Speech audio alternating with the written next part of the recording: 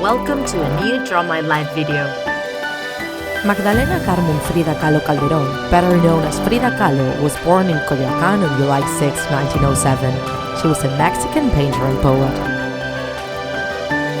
Frida grew up in the famous Blue House in Coyoacán with her dad Guillermo Kahlo, German, who became a naturalized Mexican, and her mom Matilde Calderón. Frida had three sisters, Matilde, Adriana, and Cristina, 11 months younger than her, and a brother, Guillermo, who died some days after he was born.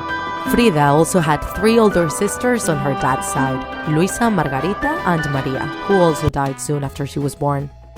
Frida's childhood was marked by the different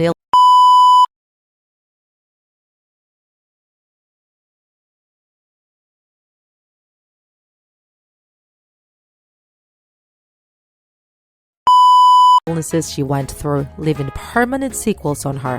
Her dad, wanting to cheer her up and looking for a way of rehabilitation for her, encouraged her to practice sports such as soccer or boxing. Contrary to the good relationship she had with her dad, Frida's relationship with her mom always went through ups and downs. It was not a constant in Frida's life.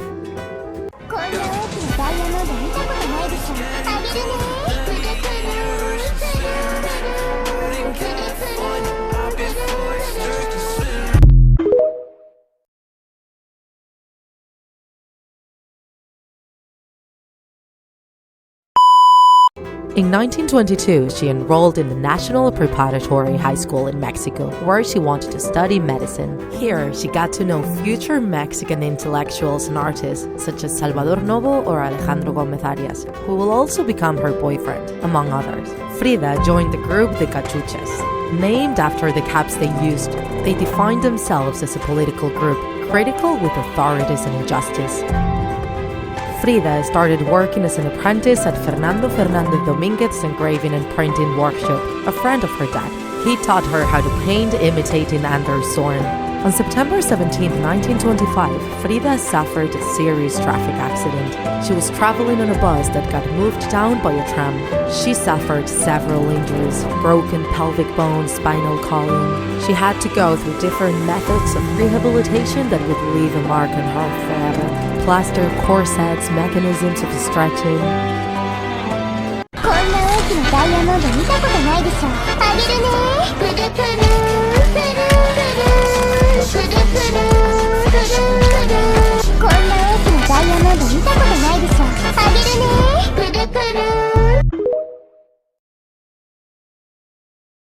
During her long convalescence, she started painting constantly, and this is how painting became an essential part of her life. In 1926, she painted her first self-portrait, dedicated to Alejandro. In this first work, we can already see a characteristic that will be a constant in her works, reflecting how she sees life and how things make her feel.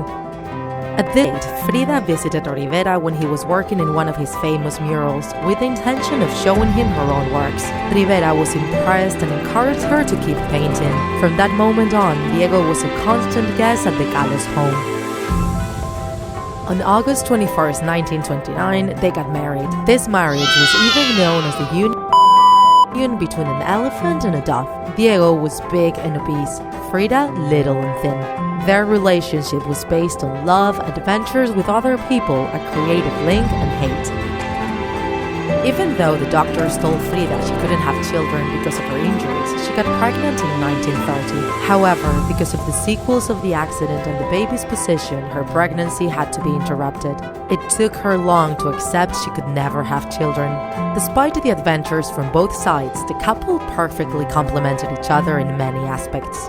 Diego loved her paintings and was her biggest fan. However, Frida was her husband's biggest critic. Due to the political atmosphere at the time, and thanks to Diego's fame in the US, the couple moved there. Frida would then have contact with Giorgio de Chirico's influences. In Detroit, during one of Diego's orders, she went through another abortion. The pain she felt was captured in several of her works, and after this terrible event, they went back to Mexico in 1933. In 1939, Kahlo and Rivera got divorced after several infidelities. The most painful of them, Diego and Frida's sister, Cristina. At the time, Frida had an affair with the communist leader Leon Trotsky, who lived exiled those years in the Blue House. A year later, they married again. It was more of a friendly agreement than an usual marriage. During those years, the recognition of her works kept growing, and she participated in several expositions at the Museum of Modern Art in New York, among others. In 1953, the only individual exposition in Mexico City took place. Frida was very weak, and she went to the event in an ambulance on a hospital bed. That same year, they had to amputate her right leg below her knee due to gangrene. This sent her into a profound depression. She tried to kill herself several times. In the end, Frida Kahlo died in Coyoacán on July 13, 1954. She was cremated and her ashes lie in the Blue House, a museum nowadays. The last words in her diary were, "I joyfully await the exit, and I hope never to return." Her personality has been adopted as one of the international icons of feminism. Frida Kahlo has turned into a cultural reference, a myth that lives beyond the image the painter had created of herself. Long live our Frida! こんな大きなダイヤモンド見たことないでしょ。あげるね。プルプルプルプルプルプルプルプルプル。こんな大きなダイヤモンド見たことないでしょ。